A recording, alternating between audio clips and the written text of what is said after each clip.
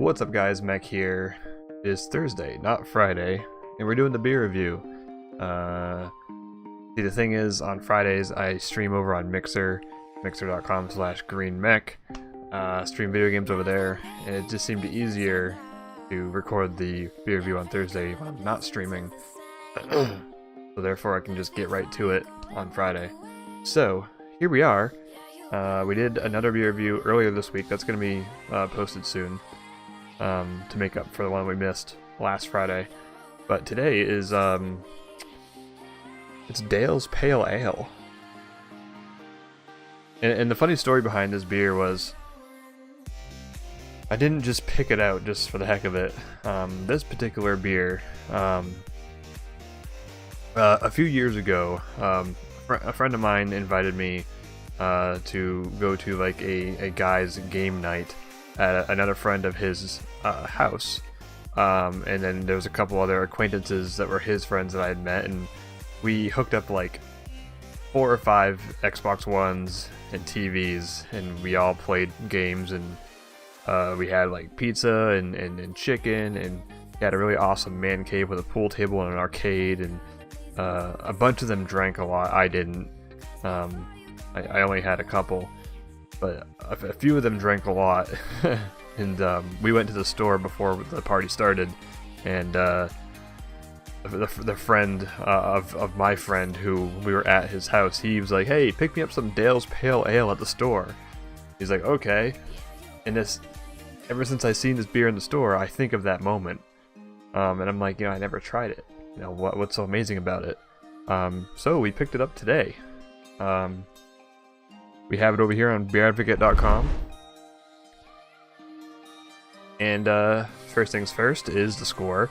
It gets a 3.88 out of 5, which is considered very good with with 7,563 ratings. Brewed by Oscar Blue Grill and Brew in Colorado, US. Style is an American Pale Ale, of course. Alcohol by volume is 6.50, and availability is year-round. No notes. We all know what Pale Ale is, but I've never actually read the description, so let's go ahead and check that out. So, let's see, what do we got here? Originally British in origin, which is funny because they call it American. This style is now popular worldwide, and the use of local or imported ingredients produces variances in character from region to region. American versions tend to be cleaner and hoppier, with the piney, citrusy, cascade variety appearing frequently than British versions, which are usually more malty, buttery, and aromatic, and balanced. Pale ales range in color from deep gold to medium amber. Fruity esters and diacetyl, whatever that is, can vary from none to moderate, and hop aroma can range from lightly floral to bold and pungent. In general, expect a good balance of caramel malt and excessive hops with a medium body and a mildly bitter finish. Interesting. So, not much else to say or show over here, so we'll hop back over. And we'll go ahead and pop this open. Not a bottle, only comes in cans from what I could tell. I thought this was a New Hampshire brewed ale, or in the New England, but it's not. It's actually Colorado. I didn't even know that. So, go ahead and get the pour on.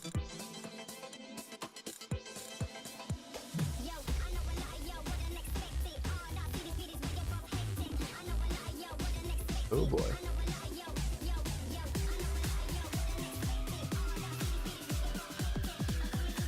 That was a little bit too vigorous of a pour there. A little disclaimer. It only came in a 6-pack. And I've already drank, I think, 3 of these in the past couple days. So, I already know what it tastes like. I just took a sip there to stop the head from going over. As you can see, pouring it the way I usually pour it, you get quite a head. I have not had this in a glass. that tends to be the theme here whenever I have a beer that's new to me, and then I'll go to review it and I'm like, oh, I've already tried it. But I just barely found it. And it's because usually when I'm here at home, I pour it in a glass, where elsewhere I just drink it out of the bottle or the can. So, obviously, like I've said before, you get a much different experience when it's poured into a glass. So, here we are. That head is sticking around. It's a good, 2.5 fingers or so, and it's got a deep, like it's see-through for sure, but it's got like this kind of deep, very slightly cloudy, golden, sort of orangish color. It looks different when the light's shining through it, but it's a nice color, for sure.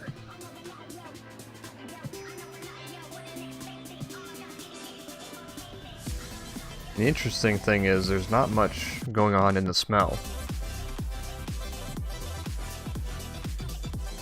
In the smell, it's like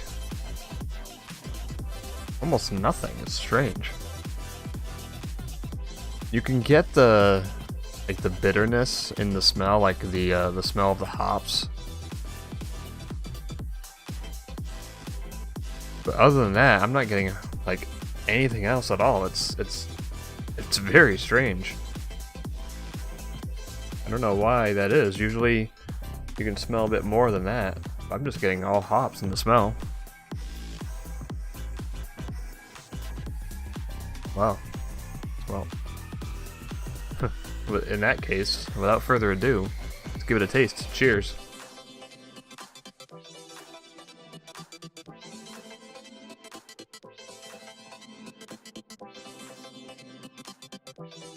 That's really interesting. You get much more of a different taste in a glass, which I'm starting to find out more and more as I buy these beers, try them on my own in the can or the bottle, then I come back here and I review it in the glass, and I get a completely different experience. It's almost like it doesn't even matter that I already tried it.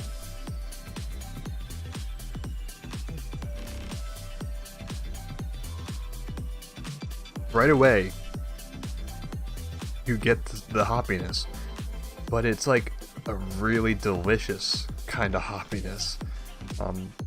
You might need to have a taste for hops to really notice. One thing that I for sure struggled with early on was I needed to acquire a taste for hops to appreciate, that part of the beer.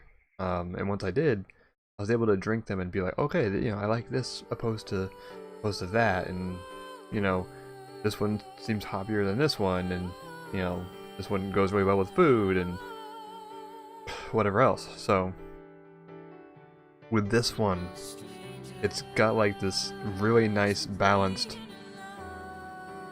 hop, sweet, citrusy, bitter, all at the same time.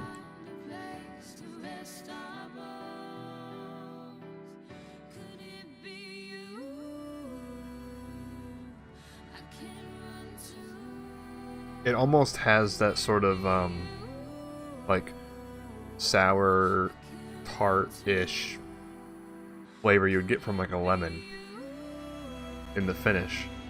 You know how like you ever have something that's kind of sour and like in the finish it's like, ooh, it's a little tart, kind of like a grapefruit, something like that.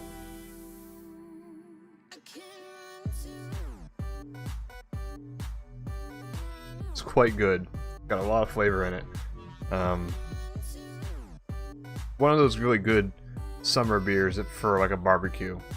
And it's got a little bit of a higher ABV. So it's kind of like, if you want, you can go ahead and just, you can just chug those freaking Budweisers all day, or Bud Lights, like most people do at barbecues.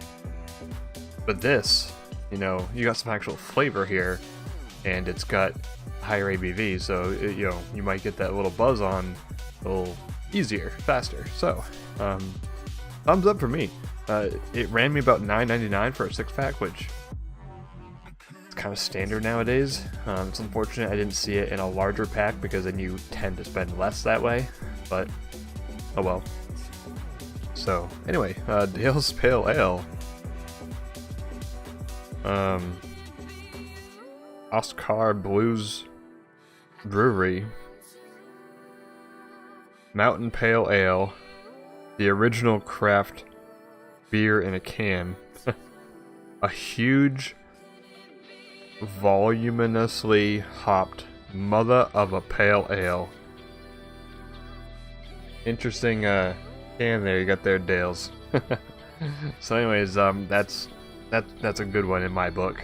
I'll be buying that again for sure. So if you enjoyed the video, please thumbs up, helps out a lot.